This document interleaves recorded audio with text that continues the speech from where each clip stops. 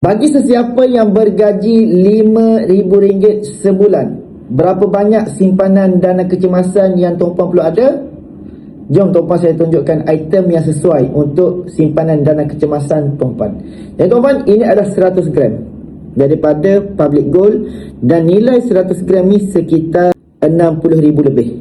Jadi anda kata tuan-puan bergaji RM5,000, maka RM5,000 didarab dengan 12 adalah RM60,000.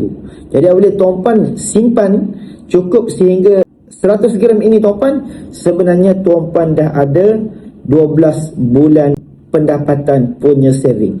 Jadi tuan-puan, dalam nak buat dana simpanan kecemasan tuan-puan, lebih baik kita convert kepada gram-gram emas supaya ianya lebih mudah dicapai. Kalau kita simpan dalam bentuk duit tuan-puan, senang sangat dibelanjakan, senang sangat nak digunakan. Jadi tukar sahaja dalam bentuk emas fizikal macam ni, ianya lebih lekat dan kalis bocor insya-Allah. Nak saya bantu tuan-puan adakan dana kecemasan tuan-puan dalam bentuk emas fizikal, boleh DM saya akan bantu guide sebaiknya.